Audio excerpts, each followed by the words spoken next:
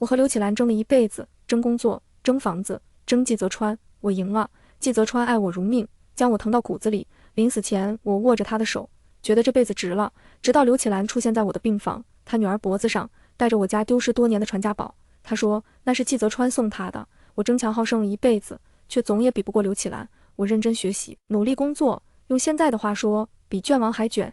可纺织厂第一批下岗职工中，我的名字赫然在列，而素来偷懒的刘启兰却在厂里留到最后，直到厂子倒闭下岗后，我做起了人人不齿的个体工商户。做生意嘛，自然没有稳赚不赔的。经过10几年的起起落落，我好歹攒下一些家底。那时候恰逢厂子倒闭，刘启兰没了工作，我刚准备要笑话他，结果他去了一趟香港，竟然中了6合彩，具体多少钱不知道，但应该是一笔极为惊人的数额，因为他买了别墅，买了店铺，当起了人人艳羡的包租婆。再后来，随着房价飞涨，他的身价更是水涨船高，成为我们镇上有名的富婆。不过唯有一件事，他怎么都比不过我。慧宁，吃个苹果。季泽川动作轻柔地在我背后放上一个靠枕，扶着我坐起身。他今年已经70岁了，头发花白，额头上爬满了细纹，但是他周身儒雅的气质，还有苍老却依旧英俊的五官，却总是让人不由自主忽视他的年龄。岁月从不败美人，哪怕老了，季泽川也是最俊的老头。这就是刘启兰比不过我的地方。季泽川刚进场第一天就引起了轰动，刘启兰是他最殷勤的追求者之一。万花丛中，季泽川毫不犹豫选择了我。儿子和女儿在飞机上了，你好好休息，晚上他们就能到。说着说着，季泽川红了眼眶，他将脸埋在我手中，漆黑的眼眸中满是依恋和不舍。慧宁，你别离开我，这个男人爱了我一辈子，也疼了我一辈子。虽然我没有很多钱，但是有一双出息的儿女，有一段美满的婚姻，这辈子也算是没有白活。我伸出干枯的手指摩挲着季泽川的脸，心头又是酸涩又是甜蜜。对不住啊，老伴，我要先走一步了。如果有下辈子，希望我还能和你一起过。沈慧宁，你可真是让我好找。中气十足的女声在病房中响起。刘启兰捧着一大束鲜花推门而入。现在是冬天，她穿着一身一看就价格十分昂贵的皮草，全身上下只有4个字能形容：珠光宝气。我抽了抽嘴角，不由得暗自感慨，得了，看刘启兰这模样，再活个20年没有问题。这一点上我又输了，该花多少钱就花，治病要紧，要是钱不够，和我说，也就一句话的事情。刘启兰的财大气粗，引得季泽川一阵感激。启兰，谢谢你能来看慧宁，我也有些讶然。毕竟我们俩当了一辈子情敌，关系属实一般，每次见面都是唇枪舌剑，恨不得打一架才好。他能来医院看我，已经让我十分意外。我摆摆手，故作洒脱，什么钱不钱的，我这是癌症晚期，多少钱都救不活。听到癌症晚期，刘启兰垂下眼眸，神情有几分落寞。随即他招呼站在门口的女儿，傻站着干嘛，快把我给你审一顿的鸡汤拿来。刘启兰竟然给我炖了鸡汤，我吃了一惊，忙伸手去接。他女儿弯腰把保温壶放在柜子上，身体前倾，离我极近，那一串碧绿的翡翠项链就这么闪着绿光砸进我的视线。我伸出的手将在空中，鬼使神差就拐了个弯，摸上了那一枚温润透亮的玉佛吊坠。吊坠底部镶嵌着一个黄金做的莲花台，翻过台底可以看到一个小小的沈字，这是我的项链，犹如一道惊雷劈在头顶。我伸出手用力扯住项链，绳子崩开，晶莹翠绿的珠子滚了一地。刘启兰女儿惊呼一声，语气中带着愤怒：沈姨，你干嘛？这项链很贵的，弄坏了你倾家荡产都赔不起。我没理会她，一双眼睛死死盯着刘启兰。这是我的项链，是我沈家传家宝，怎么会在你女儿脖子上？我外祖母家是江南有名的珠宝商，经历了几十年的社会动荡，拼死才存下2盒子她年轻时的嫁妆，1盒珠宝，1盒金条，都是她临死前亲自交到我妈手里。在我出嫁时，我妈又给了我，在那个年代保存这2样东西，也不知道小老太太吃了多少苦。那一箱金条我还有印象，30根整整齐齐的大黄鱼，1根就是1斤。当然，印象更深的是那一匣子珠宝，晶莹剔透的翡翠项链，鸽子蛋般大小的钻石，满满当当装了1盒。那2箱东西，我小心地藏在床底的暗格中。和季泽川结婚以后，我便把这个秘密告诉了他。再后来，有一天夜晚，女儿突然发起高烧，我带着她在医院挂了一整晚盐水。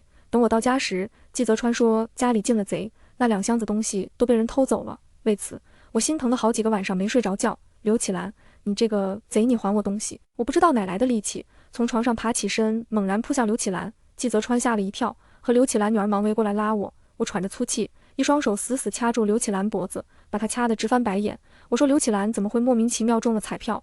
他根本就是偷了我的传家宝，靠我家东西发横财，这才有了衣食无忧的一生。那可是我的传家宝，我反正都要死了，不如掐死这个女人，让她给我陪葬。我赤红着双眼，干瘦的手指用力收缩，季泽川费了好大劲，都拉不开我。情急之下，他大喝一声，那2盒子东西是我送给启兰的，不是他偷的。极度震惊之下，我双手一松，季泽川趁机掰开我的手，把刘启兰护到身后，对上我不可置信的眼神。季泽川脸上满是心虚，他咬了咬牙，白着脸小声开口：“刘启兰当时离婚了，一个人带着女儿，日子不好过。我看他孤儿寡母不容易，这才……咔咔咔。”一旁的刘启兰咳嗽几声，终于恢复了些力气。见季泽川这副唯唯诺诺的模样，他冷笑一声，按住自己喉咙，满眼恨意地盯着我：“沈慧宁，你这个疯女人，本来想好好送你一程的，竟然还敢掐我，那我索性就告诉你，你知道为什么季泽川要送我东西吗？因为我女儿也是他的女儿，他是我孩子的爹，自然有义务养活我们母女。”季泽川又惊又怒，走上前一把捂住他的嘴：“你别胡说，快给我闭嘴！”噗！在季泽川惊恐的眼神中，我喷出一大口鲜血，缓慢瘫软在地。慧宁！季泽川惨叫一声，丢开刘启兰，扑过来抱住我。闭上眼睛之前，我觉得自己这一生真是一个笑话。慧宁，醒醒，你梦见啥了？咋还睡得泪流满面呢？我是被人摇醒的。对上我妈那张年轻又饱满的脸蛋，我愣了好久。别睡了，赶紧去上班，迟到可是要扣钱的。等我骑着自行车被冷风吹了一路，我才后知后觉明白过来，我重生了，重生在18岁这一年，也是我刚认识季泽川的这一年。想到季泽川，我胸口一阵翻江倒海，忍不住把车停到一旁，靠在墙角就开始吐。远远的，一个模糊的人影迎着霞光朝我跑来。慧宁，慧宁，你没事吧？来人身量修长，一身土气的藏青色工作服也掩盖不住他的俊美。这是19岁的季泽川。临死前，刘启兰洋洋得意的脸再次浮现在我眼前。回忆起季泽川做下的那恶心事，我抬起手就是狠狠的2巴掌。啪啪，清脆的巴掌声镇住了季泽川，也吸引了所有人的注意力。现在是上班时间，我车子停的地方又是工厂门口，正是人最多的时候。有道亮丽的身影拨开人群，急赤白脸跑到我身前护住季泽川。许慧宁，你怎么打人呢？眼前的女孩虽然衣着朴素，但是皮肤白嫩，头发乌黑，五官清秀，尤其她的眼睛如一汪清泉，哪怕瞪眼看人也带着几分楚楚可怜。看着她，我突然想起后来很流行的一个词，初恋脸。你别装傻，你为什么打季泽川？见我不说话，许慧宁扬起脖子朝我逼近一步，漂亮的眼眸中带着3分喜色。哦，记起来了。此时我们俩都在追求季泽川，季泽川对其他追求者没有好脸色，唯独对我和刘启兰态度不一样。刘启兰这是庆幸自己要胜出了吧，挺好，我也巴不得摆脱这种渣男呢。我转了转眼珠，突然拔高声音喊道：“因为他该打，季泽川耍流氓，他摸我胸。”此话一出，石破天惊，顿时吓到了厂门口一大群人。在这个年代，流氓罪可是要蹲监狱的。你污蔑人！刘启兰急哭了，拉着季泽川的手就要他解释。出乎意料的是，季泽川没有慌乱，他只是定定地看着我，眼神意味深长，良久才叹出一口气，说：“我对不起慧宁。”这事最终还是闹到了厂领导办公室。季泽川态度良好的解释说，他看到我吐，想扶我起身，却不小心碰到了我的胸。刘启兰什么都没看到，却信誓旦旦说自己全都瞧见了。就是这样的，在厂领导的调解下，季泽川向我道歉，再赔我20块钱，这事就算过去了。出了办公室后，季泽川支开其他人，紧紧跟在我身后。季泽川，你要干嘛？不会真想耍流氓吧？季泽川露出一个苦笑。慧宁，你明知道我不是这样的人。我顿住脚步，仰起头盯着他这张年轻英俊的脸庞，目露讥讽。你是什么样的人？你难道不是一个出轨、偷老婆钱、养私生女的人？季泽川张了张嘴，满脸羞愧。我可以解释的，那天我和刘启兰都喝醉了，我把她认成了你，我们就那一次，没成想她却怀孕了，我得对她负责。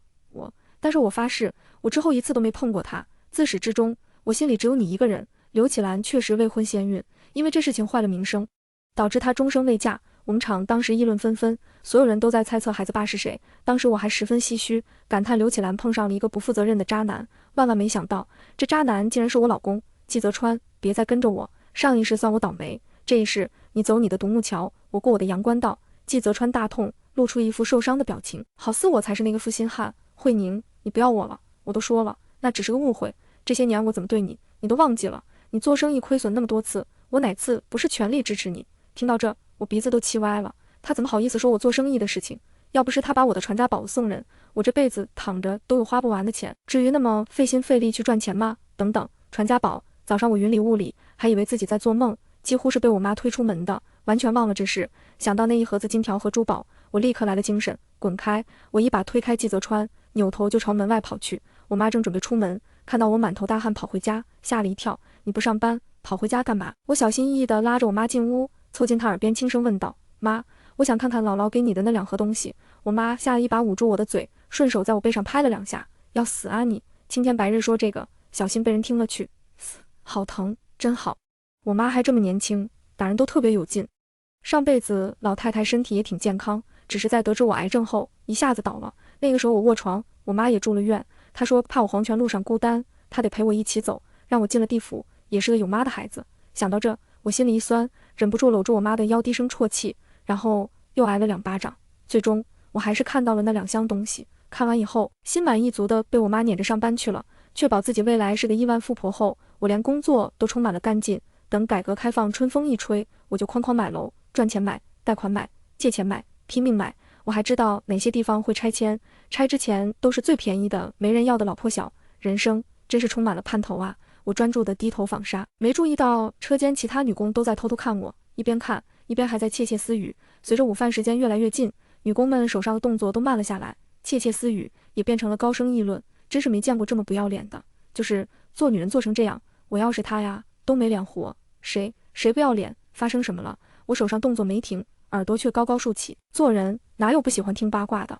我是不信黄花大闺女会用这种手段追男人的，这是想要自毁清白，硬赖上季泽川呢？就他那样胸无2两肉，脱光了季泽川都不一定要。可恶，竟然是在说我！我低头看了眼自己平坦的胸部，怒从心头起。葛春花，你胡说什么？葛春花是车间主任的外甥女，性格跋扈，要是在以前，我肯定不敢正面和她起冲突的。但现在不一样了，我以后可是亿万富婆，钱是人的胆，所以我丝毫没有犹豫，上前揪住她头发就是2个大巴掌。我叫你满嘴喷粪，我叫你造我黄谣。葛春花虽然性格张扬，身材却十分娇小，被我这样揪着打，毫无还手之力。她挥舞着双手试图反抗，一边挣扎一边哭喊：许慧宁，你疯了！是刘启兰说的。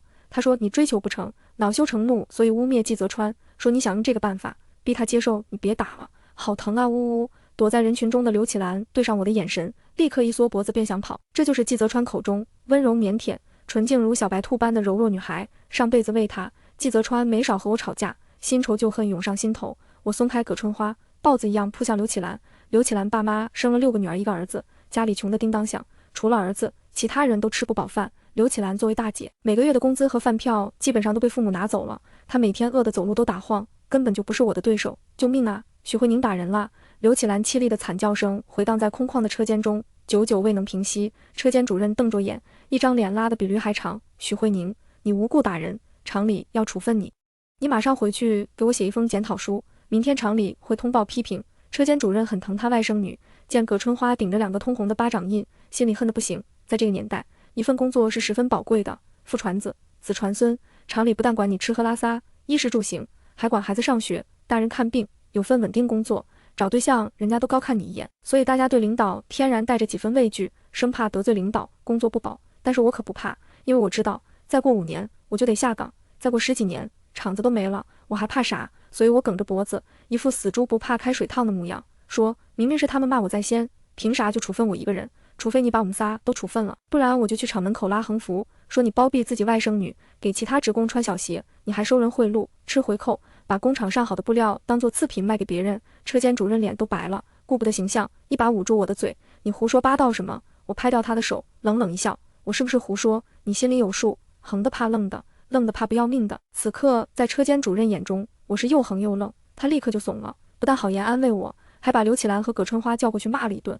葛春花从办公室出来后，对上我便如同老鼠对上猫一般，几乎是绕着我走。一时间厂里流言四起，都说我有后台，很可能是厂长亲戚。葛春花不敢惹我，其他人更加不敢。一时间我在厂里的日子十分好过，每天第一个吃饭，第一个下班，一切都在朝好的方向发展。除了刘启兰，他不信我会放弃季泽川，认定我是在欲擒故纵。尤其在季泽川几次三番纠缠我后，这种嫉恨更是达到了顶峰。慧宁，你等等我！下班的铃声刚响起，我便第一个冲出了车间。最近我每天早早下班，就是为了去夜市摆摊。我和堂哥合伙去广州进了一批收音机倒卖，一台收音机一进一出，净赚85块钱。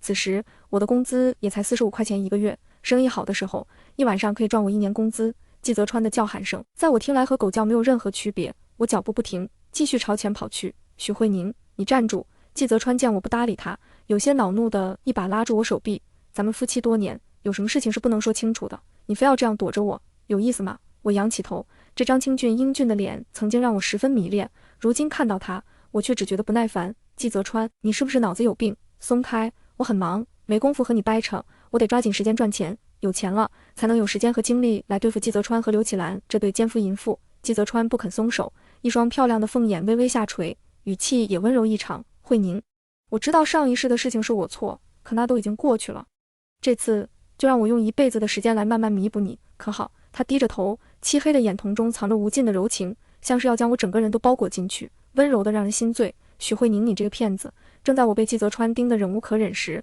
刘启兰从墙后窜出，他可怜巴巴地仰头看着季泽川，眸光中满是对我的控诉。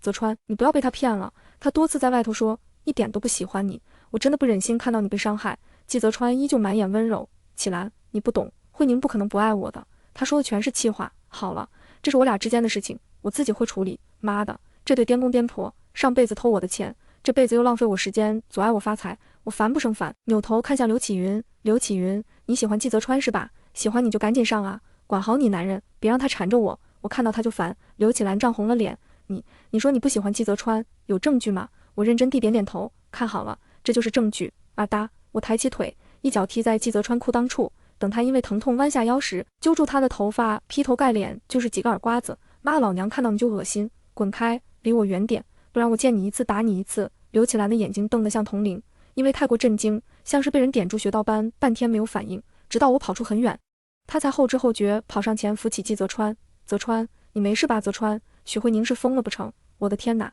那天厂门口被我踢了一脚后，季泽川冷静了一段时间没来骚扰我，我白天工作晚上摆摊，忙得做梦都在赚钱，还没等我把这批货卖完，车间主任找到我，满脸幸灾乐祸，你投机倒把，被人举报了。厂里的意思是直接做开除处理，他双手抱胸，似乎是在等我哭泣哀求，只可惜他注定要失望，这工作对现在的我来说可有可无。我淡然地点点头，行，你告诉我谁举报我的，我马上就去办离职手续。车间主任毫不犹豫就把刘启兰给卖了，果然是他，自己一屁股屎，还不忘朝别人身上泼粪。在工厂众人唏嘘的目光中，我收拾好东西头也不回地离开了场子。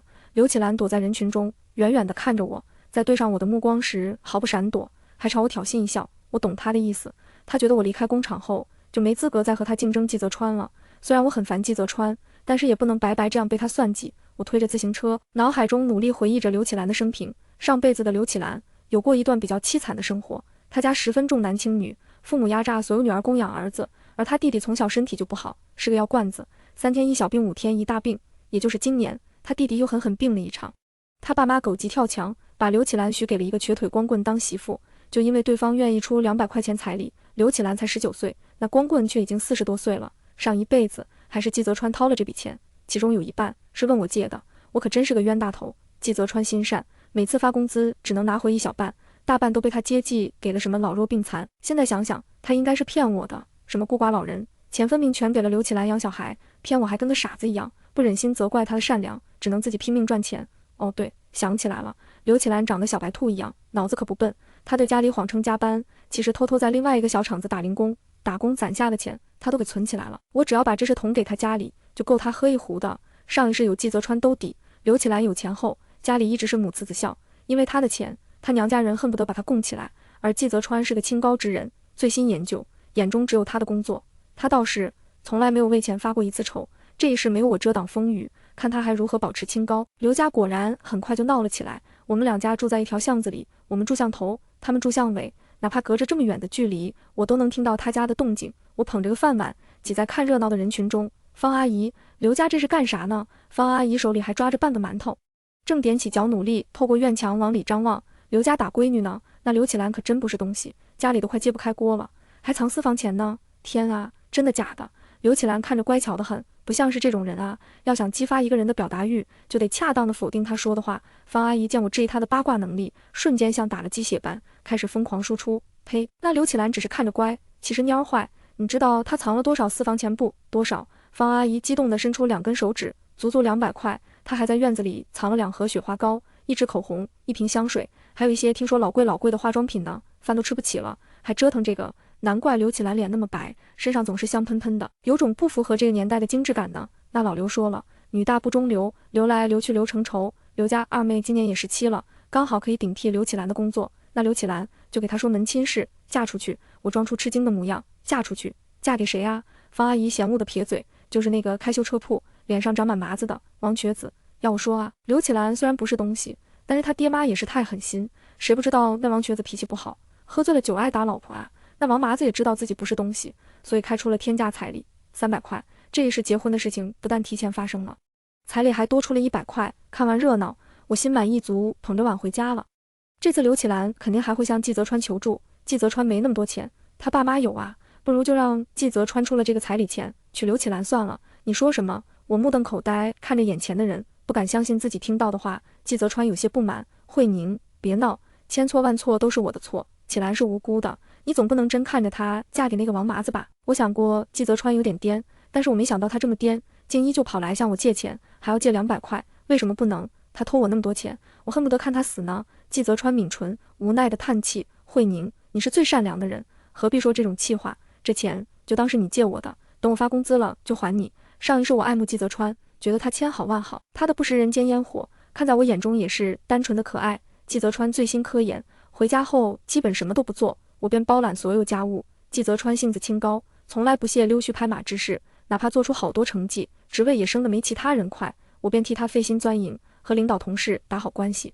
我想这世上多数人都是汲汲营营，一心为利，如季泽川这样赤诚的人太少太少，我愿意用一生去守护他这份纯真。现在看来，这不是纯真，这是纯傻逼。我给你出个主意，这钱你去问你妈拿，就当是你给刘启兰的彩礼钱，上辈子她无名无分跟着你几十年，总要给人家一个交代不是？季泽川摇头苦笑，慧宁，现在不是吃醋的时候。我认真地盯着他无辜的丹凤眼，突然就明白过来，季泽川从未觉得我们之间已经结束了，在他眼中，我的一系列行为都只是得知被欺骗以后的应激反应，只要他哄一哄，等我气消了，我们依旧还是夫妻。季泽川，你听我说，我们结束了，分手了，离婚了，明白吗？我一点都不爱你了，这一辈子我不想和你有任何关联，听懂了吗？以后你会娶妻生子，有自己的生活，我也会结婚，组建新的家庭，而那个人绝对不会是你。季泽川眨了眨眼，嘴唇颤抖，眼眶逐渐泛红，他费劲地吞下口水，半晌才哑着嗓音开口，你是认真的？我只是静静地看着他，是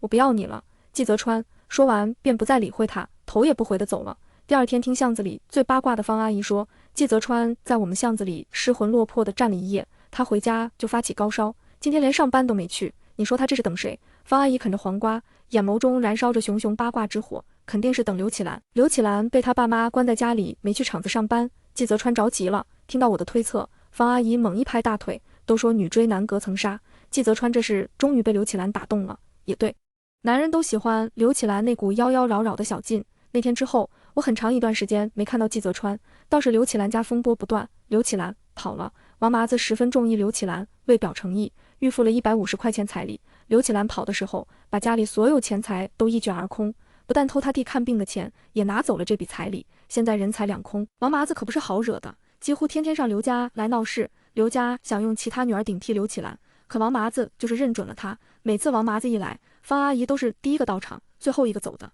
这次也是，王麻子带人把刘家砸了个稀巴烂，他在院外看得一脸唏嘘。这都1个月了，你说刘启兰能跑哪儿去呢？再不回来，他全家都要活不下去了。我压低嗓音，弯下腰，将嘴凑近方阿姨耳朵。我见过他。方阿姨小眼睛中金光一闪，激动的全身的肥肉都在打颤。在哪儿？我告诉你，你可别告诉其他人。方阿姨立刻拍着胸脯指天发誓，我要是说出去，就让我家那口子出门被车撞死，晒衣服被雷劈死，游泳淹死，吃饭噎死，喝水。够了够了，我信您。我抹了把汗，不由得感慨，方阿姨老公命是真硬啊。季泽川三外婆也是本城人，无儿无女，她死后房子便交给季泽川妈妈看管，刘启兰就藏在那儿。八卦是早上和方阿姨聊的，人是中午被抓的。刘启兰顶着被山肿的脸，五花大绑被他爹押回家。看热闹的人乌泱泱的围了一院子，我差点没挤进去。王麻子插着手站在一边，满脸不高兴。老刘头，刘启兰现在可是我的人，你咋把他脸都打破了？刘启兰爹弓着背讪笑，是我不对，现在人抓回来了，我这就给你送过去。刘启兰披头散发，扯着嗓子高声叫喊，我不能嫁给王麻子，我已经怀孕了。这话一出，原本喧哗的院子顿时安静下来，众人面面相觑。方阿姨拼命掐着我的手，用以掩饰自己的兴奋之情。王麻子先是一怔，随即勃然大怒，好啊，老子打死你个不要脸的臭破鞋！刘启兰一边狼狈的躲闪，一边朝他爹娘喊话，孩子是季泽川的，季家愿意出800块钱彩礼800块钱在这时代可算得上是一个天文数字了。刘启兰的爹立马上前一步拦住王麻子，你的彩礼我退给你，这闺女我不嫁了。等王麻子一走，刘家立刻带着人杀去了季家，邻居们有这样的热闹可看，都不肯散去，连饭都顾不得吃，饿了就在街边买个包子对付2口。一伙人浩浩荡荡走去季家，我原本不太想去，架不住方阿姨的热情，她一巴掌拍在我肩上，恨铁不成钢的瞪我一眼，老天爷，这种热闹都不去看，你晚上怎么睡得着？说完连拉带扯，硬是把我拖进了庞大的队伍之中。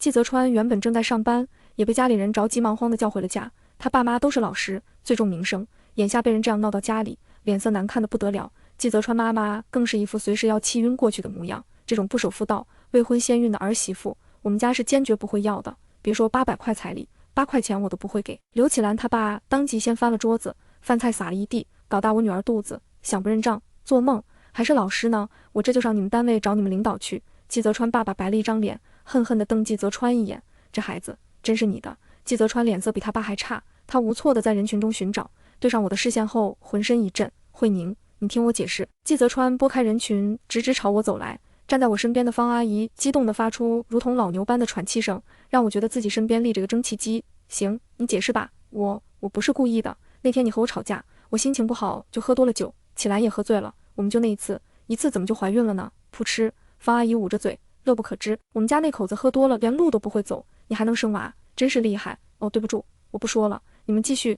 季泽川的脸色瞬间变得苍白，仿佛所有血色都被抽离，只剩下一种病态的惨白，就连嘴唇也失去了往日的红润，微微颤抖着。我们没机会了是不是？我拨开他试图来拉我的手，挤出一个凄惨的笑容。我祝你和刘启兰幸福。说完，捂着脸一屁股挤开方阿姨，跑出了人群。想必过了今天，关于我和季泽川、刘启兰的八卦会像春风一样吹遍大街小巷，我能有什么错呢？只是一个被负心汉欺骗的可怜女孩罢了。晚上，方阿姨来到我家，口沫四溅讲述我走后发生的事情。我跑后，季泽川疯了，不顾刘家人阻拦，想追出来找我。刘启兰见状，趁着众人不注意，一头撞在墙壁上，当场磕破了脑袋。季泽川到底是没追出来，惊慌地抱着刘启兰去医院，为免出人命，季家再不情愿，也只能捏着鼻子应下这门亲事。两家互相扯皮，最后把彩礼定在500块，婚期就在下个月。结婚前一晚，季泽川在我家门口站了很久，他的影子被路灯拉得狭长，清瘦的身躯透着一种苍凉的孤寂感。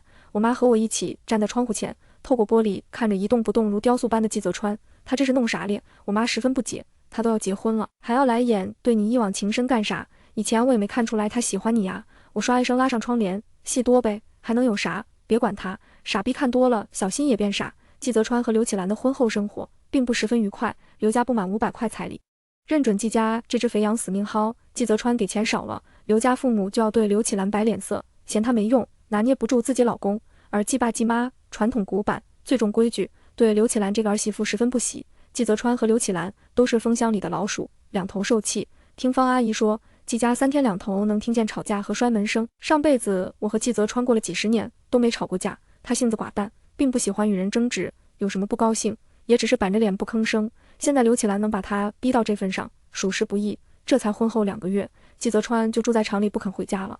刘启兰上工厂找过他几次，季泽川都躲出去不肯见人。我忙着做生意赚钱，和他们的生活其实并没有太多交集，但架不住有个热心邻居方阿姨，有关季泽川的点点滴滴，她都要上门一五一十告诉我。我估摸着她的心里是把季泽川看作我前男友，而她自觉是我娘家人，看我前男友过得不好，她就开心。在季泽川喜得一女时，我已经在我们城里最好的地段开了一间电器店，8间门面，没有花钱租，全都是自己买下的。一时间，我的风头盖过了季泽川和刘启兰，大家都在说许家出了个小富婆，许慧宁是一等一能干的姑娘，给我做媒相亲的人踏破了门槛，但是我通通没兴趣，男人哪有赚钱香？电器店生意红火，我又开了一家服装店，生意依旧火爆。在店里，我好几次都碰上了季泽川，他也不说话，就那么直愣愣地看着我，一副欲言又止的模样。服务员问他要不要买东西，他就随手拿件衣服，不看尺码，也不看价格。我们店卖的都是高档货，一件衣服往往要季泽川1个月工资。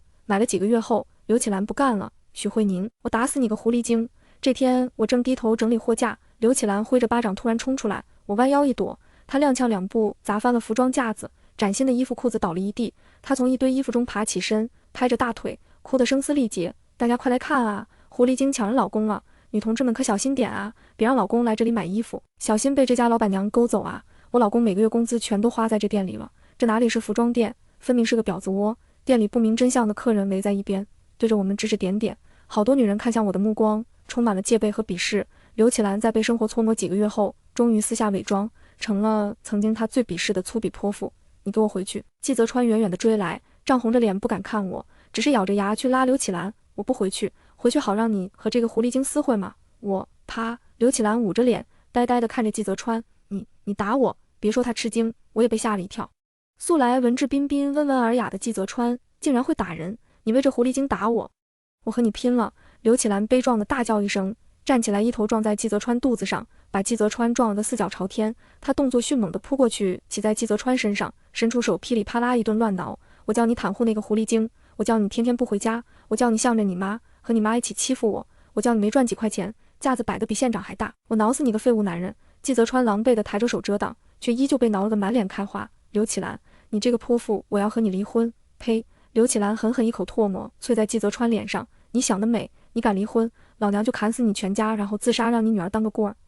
这可真是精彩啊！我不由得替方阿姨感到遗憾，可惜了，这么精彩的一幕，她没看到。因为砸坏我店里东西，季泽川赔了我不少钱。他顶着一脸抓痕，眼眶红肿。慧宁，我们，如果我和刘启兰离婚，我们还有可能吗？说出这句话，仿佛用尽他所有的勇气和力气。我沈笑一声，扬起脖子看着他。季泽川，你照照镜子吧，现在的你有哪一点配得上我？季泽川死死咬住嘴唇，猛然后退2步，转身就跑，背影惶惶如丧家之犬，再不复当初的意气风发。从那天起，季泽川就染上了酗酒的毛病，每次喝醉就在家大闹一场，把家里东西砸个稀巴烂。而刘启兰也没惯着他，两人经常大打出手。邻居们常常看到喝醉的季泽川在院子里一躺就是一整夜。季泽川在工厂是负责研发和检修机器的，因为连日来都休息不好，加上酗酒，他在检修设备时粗心大意，竟绞断了自己一只手臂，没了右手，自然画不了图纸。厂里赔给他不少钱，还把他调去了文职。从那以后，季泽川酗酒的毛病更加厉害了，完全不管家里。刘启兰一个人既当爹又当妈拉扯孩子，还要应付吸血的娘家和视他为眼中钉的婆家，日子苦不堪言。我在街上碰到他时，差点没认出来，这是30岁不到的刘启兰，怎么看着比上一世50、60岁的他还要老？看到我，刘启兰眼中难掩恨意。许慧宁，看到我这样，你很得意吧？我点点头，是的，你说对了，看到你这样，我简直开心的饭都能多吃一碗。我还没出手对付他们，这两人就把自己过成了这副凄惨的模样，真是怪没意思的。让，你挡到我的车了，今天可是我第一个商场开业的日子，实在是没工夫和他在这里掰扯。在刘启兰羡慕嫉妒恨的眼神中，我驾驶着小轿车绝尘而去。往日之事暗沉不可追，来日之路光明灿烂。新商场就叫做光明商场吧。